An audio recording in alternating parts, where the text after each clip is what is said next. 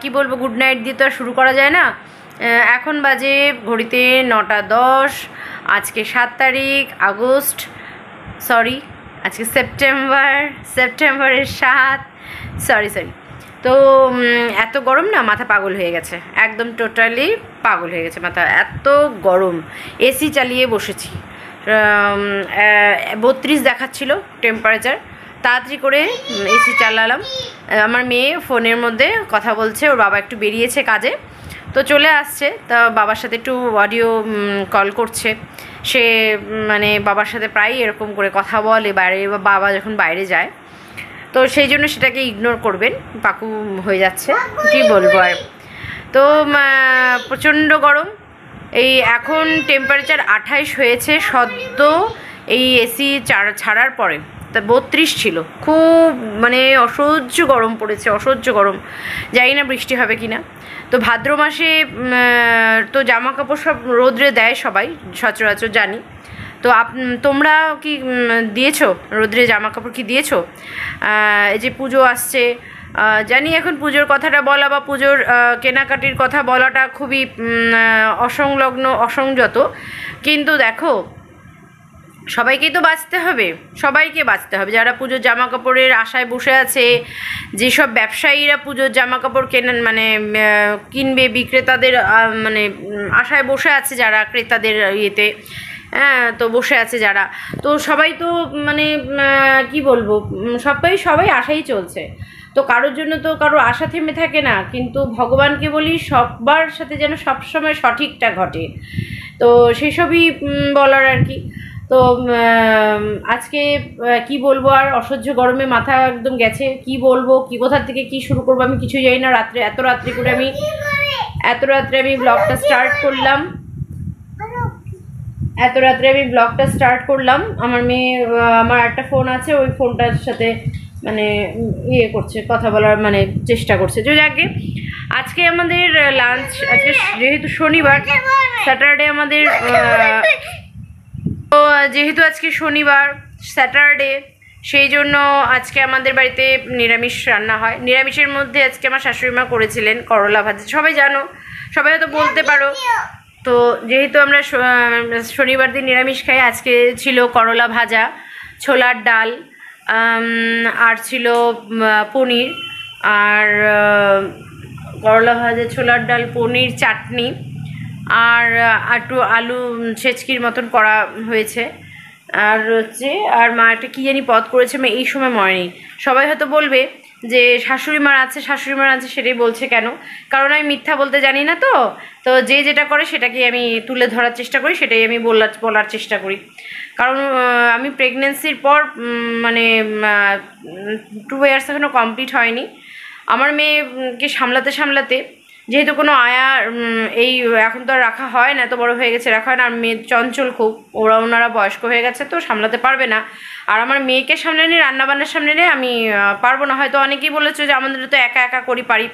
হ্যাঁ, তোমরা পারো, যারা একা শুধু হাজব্যান্ড ওয়াইফ সংসার করো তারা পারো, কিংবা যারা শ্বশুর শাশুড়ি নিয়েও সংসার করো তারাও হয়তো পারো, কিন্তু সবাই যে সবটা পারবে সেটা তো না। আজকে যদি সবাই সবটা পারতো, তাহলে দেশে উন্নতি সব সময় হতো, তাই না? অবনতিটা কমই হতো। তো যাকে, সেটা বড় কথা না। তো আমি পারি না, তাই আমি স্বীকার করলাম অকপটে। তো এই হচ্ছে ব্যাপার। তো চলো, মেয়ে এখন একটু দুষ্টুমি করছে, ঠিক আছে, ও বাবা এখনও আসেনি, রাস্তায় আছে, চলে আসবে ইয়েতে সাজুগুজু করে। মাঝে মাঝে গিয়ে বসে, আমি এখানে চেয়ারে একটু বসছি আরাম করে, এখানে শেডটা আসছে তার জন্য। তো আর কি বলবো, ওই যে নিচে, তোষকের নিচে মাম্মা। হ্যাঁ কি কর্ম করছো? হ্যাঁ, বকিনি তো। হ্যাঁ বুঝি না কিছু ভাষা, বুঝি কিছু ভাষা বুঝি না। তো ভাবলাম তোমাদের সাথে একটু গল্প করি। তোমরা কি টার্গেট করেছো? পুজোর মার্কেট কারোর কি কেনা হলো? কিছু বাচ্চাদের জন্য কিছু কিনেছো? কমেন্ট বক্সে অবশ্যই জানাতে ভুলো না। তো খাওয়া দাওয়া করে আজকে দুপুরবেলা অনেকক্ষণ একটু নিচেই ছিলাম, উপর ঘরে বিভৎস গরম, নিচে এসি ছাড়া হয় তাও 32 টেম্পারেচার যখন দেখাচ্ছে, ওপরের ঘরে না জানি কত, বাপরে বাপ প্রচণ্ড গরম।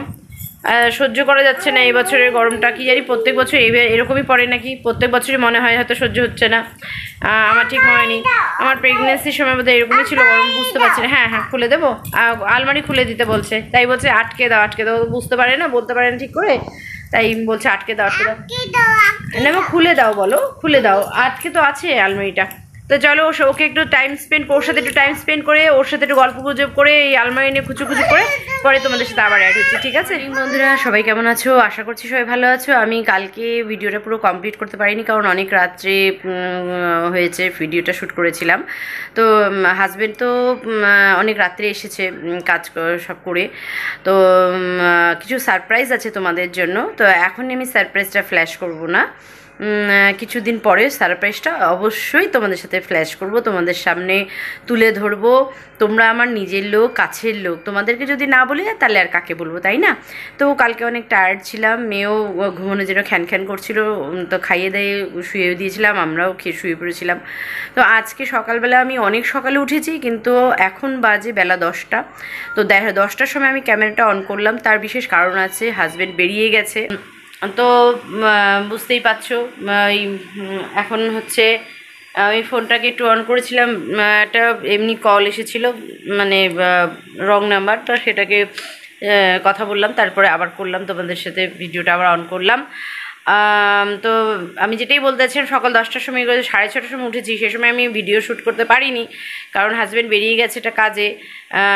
হাজব্যান্ড অনেক রাত্রে এসেছিলো, সে অনেক কাজকর্ম করে ওই দিয়ে গয়ার কাটা ওই সব সাইড করে টোরে অনেক রাত্রে এসেছিলো, তাই আবার আজকে সকালবেলা বেরিয়ে গেল, কিছুক্ষণ হলো বেরোলো, ওরও আছে কাজেও আছে। তো সানডে তোমরা ভাববে কাজ আছে কিছু কিসের, তো সানডেতে ওই একটু যাচ্ছে লাটাগুড়ি, মানে আমাদের যেখানে আর একটা পৈতৃক ভিটে আছে শ্বশুরবাড়ি, তো সেখানে আমাদের নিজেদের বাড়ি আছে তোমরা জানো, তো সেই বাড়ির কিছু কাজকর্ম করতে গেছে, সামনেই পুজো, বুঝতেই পারছো অনেক চাপ আছে, আমরা বেরোতে পারি না, ছোটো বাচ্চাকে নিয়ে তো আর ঝাড়পোছ সব কিছু করা সম্ভব হয়ে উঠবে না, আমারও ঠান্ডা লাগবে, ওরও ঠান্ডা লাগবে, শরীর খারাপ হবে, তাই জন্য সব কিছু মিলিয়ে মিশিয়ে ওকেই বেরোতে হচ্ছে, বারংবার ওকেই বেরোতে হচ্ছে।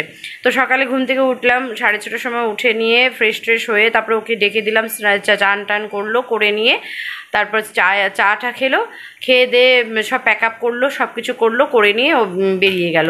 তো মেয়ে উঠেছে, তো মেয়ে উঠে বাবাইকে বেরোতে দেখে বাবাই বাবাই করে যাচ্ছে সমানে, যে বাবাই সাথে যাব, বাবার সাথে যাব, এরকম করে বলছে।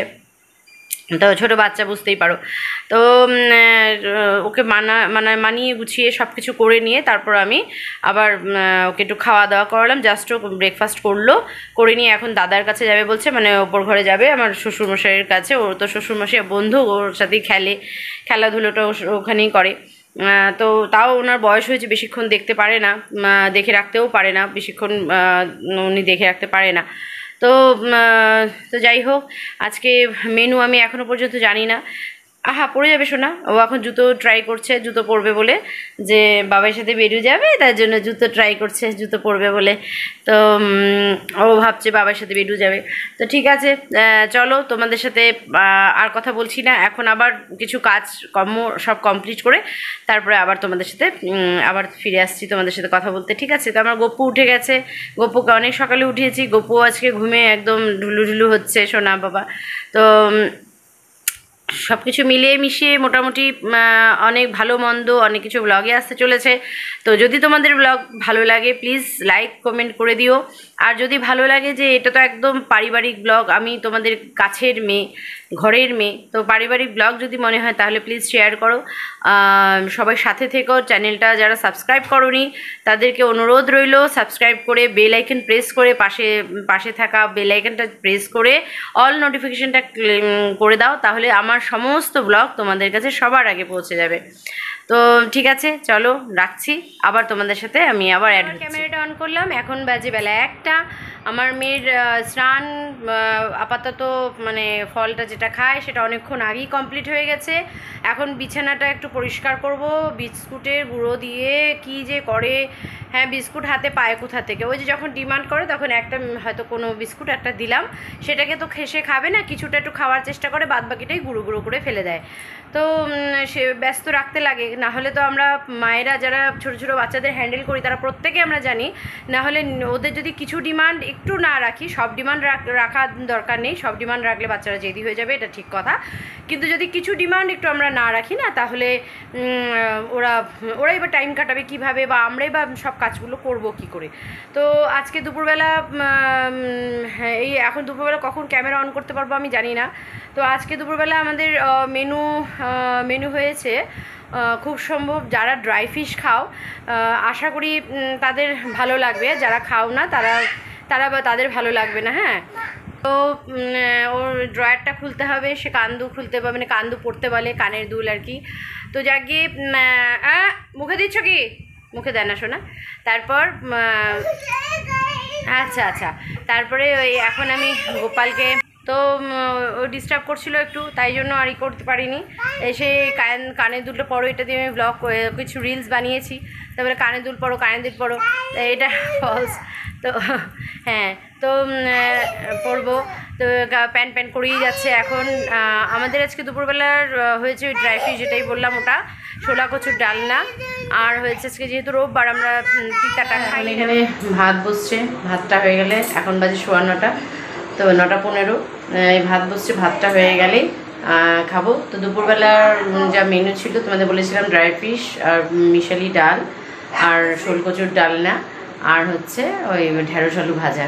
তো চলো ব্লগটা এন্ড করব, অনেক রাত হয়ে গেছে, 9:15 সময়। এখন খাওয়া দাওয়া করে নিয়ে তারপরে মেয়ের খাওয়া হয়ে গেছে, শ্বশুরমশাই খাওয়া হয়ে গেছে, হাজব্যান্ড তো বাড়িতে নেই, কাজে বেরিয়েছে বলেছি, শাশুড়ি মা আর আমরা দুজন খাবো, এখন খাওয়া বাকি আছে।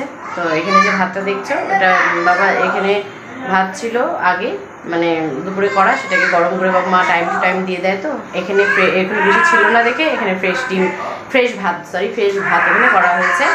এটা সকালেও থাকবে, আমি তো সকালবেলা একটু ব্রেকফাস্টে ভাতই খাই, যার যেটা ইচ্ছা, তো সেই হিসাবে এটা। তো চলো দেখি আর কতক্ষণ করতে পারি ব্লগটা।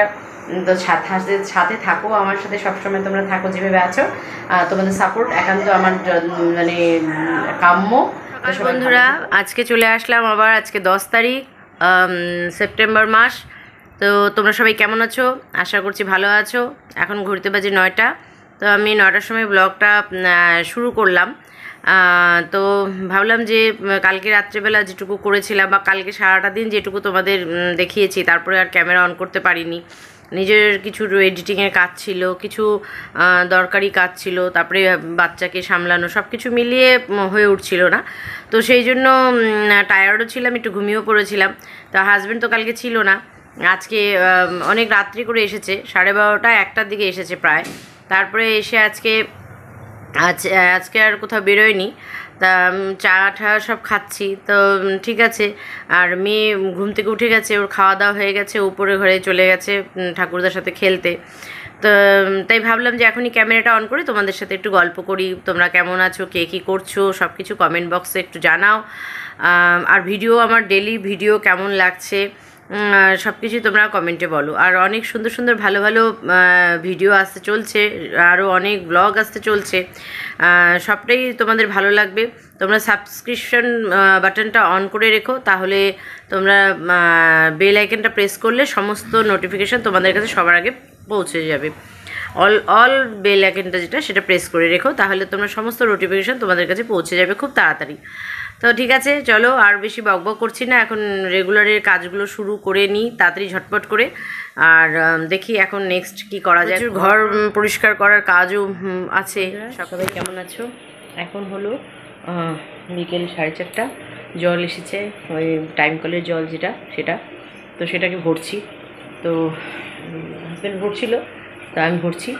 তারপর মেয়ে ঘুমোচ্ছে, তাই কাজগুলো করতে পারছি। ওখানে অলরেডি 3 গ্যালন উপরে, যেহেতু উপর ঘরে যাবে সেই জন্য 3 গ্যালন অলরেডি ভরা আছে, দেখতে পাচ্ছ। আবার কিছু ভরে রাখবো। তো চলো আবার সন্ধ্যাবেলা তোমাদের সাথে। ওটা খুলবো, ওপর ঘরে আছো আগে, চলো। হ্যাঁ, গুড মর্নিং বন্ধুরা, সবাই কেমন আছো? আশা করছি সবাই ভালো আছো। সবাই কেমন আছো? আশা করছি সবাই ভালো আছো। সবার শুভ কামনা করে আজকের ব্লগটা আমি সন্ধ্যাবেলা থেকে স্টার্ট করছি। এখন বাজে সন্ধ্যা 7টা, এই সময় থেকে আমি ব্লগটা আজকে স্টার্ট করছি।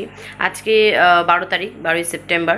তো সবাই কি করছো এই সময়? আমি এই সময় এখন চা বানিয়েছি ইন্ডাকশানে, দেখতেই পাচ্ছ ওদিকে। তো চাটা করে নিয়ে তারপরে চাটা খেয়ে নিয়ে তারপর তোমাদের সাথে একটু কথা বলবো, গল্প করবো। অনেকদিন তোমাদের সাথে ভালো করে আড্ডা মারা হয় না, গল্প করা হয় না, তাই ভাবলাম যে একটু চা খেতে খেতে চায়ের আসরে বসে বসে একটু গল্প করব। তো মেয়ে গেছে এই মুহূর্তে ওপরে ঘরে ঠাকুরদার সাথে, একটু সকালে ওর সন্ধ্যাবেলার টিফিন হয়ে গেছে।